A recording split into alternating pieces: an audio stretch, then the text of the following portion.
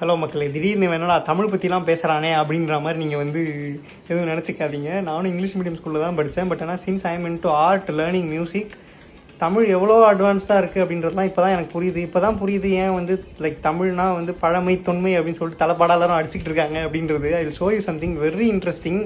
இந்த அளவுக்கு அட்வான்ஸாக எப்போ 500-600 வருஷத்துக்கு முன்னாடியே யோசிச்சிருக்கீங்க அப்படின்ற மாதிரி. இப்போ நான் காட்ட போகிற பாட்டு வந்து 15th சென்ச்சுரியில் எழுதின பாட்டு.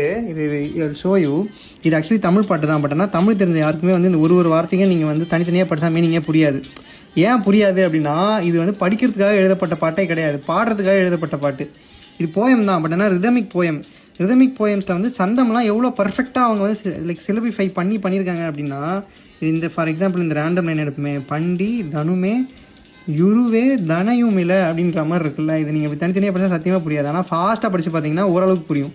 பண்டிதனும் மெய்யுரு வேதனையும் இல்லை. ஆக்சுவலி இது வேதனை, வே இங்கே போயிடுச்சா, இது மெய் ப்ளஸ் உரு, அதான் மே யுரு அப்படின்னு இருக்குது. அது மே இங்கே போயிடுச்சு, யுரு இங்கே வந்துருச்சா, இது ஏன் அங்கே போயிடுச்சு இப்படி வந்துருச்சு அப்படின்னா there is a reason behind it. அந்த மாதிரி போட்டால் தான் வந்து கரெக்டாக அந்த ரிதமிக் பேட்டர்னில் நீங்கள் பாடும்போது விழும்.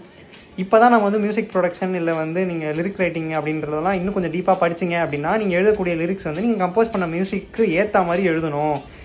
லிரிக்ஸ் வந்து கரெக்டாக அந்த மெட்ரோனமில் விழணும் அப்படின்ற மாதிரிலாம் இப்போ தான் வந்து சொல்லி கொடுத்துட்ருக்கோம். பட் ஆனால் எந்த அளவுக்கு நம்ம வந்து அட்வான்ஸ்டாக இருந்தோம், எந்த அளவுக்கு வந்து லைக் நம்ம வந்து மியூசிக் இம்பார்ட்டன்ஸ் கொடுத்துருக்கோம் அப்படின்னா, லைக் அவங்க எழுதின எல்லா பாட்டுமே ரிதமிக் போயம்ஸாக தான் இருக்குது. மோஸ்ட் ஆஃப் தி நீங்கள் தமிழ் லிட்ரேச்சரில் எடுத்து முக்கால்வாசி பாட்டு எனக்கு தெரிஞ்ச எல்லாமே வந்து எப்படி சொல்கிறது, ரிதமிக் போயம்ஸ் தான். அப்போ நீங்கள் வந்து படிக்கிறது அப்படின்றத தாண்டி எல்லாமே பாடுறது அப்படின்ற மாதிரி நீங்கள் வச்சுருக்கீங்க. லைக் எந்த அளவுக்கு ஒரு ஸ்டேபிளான விஷயமா இருந்திருந்தது அப்படின்னா, லைக் லிட்ரேச்சரில் முக்கால்வாசி பாட்டாக தான் இருக்குது அப்படி பார்த்தா.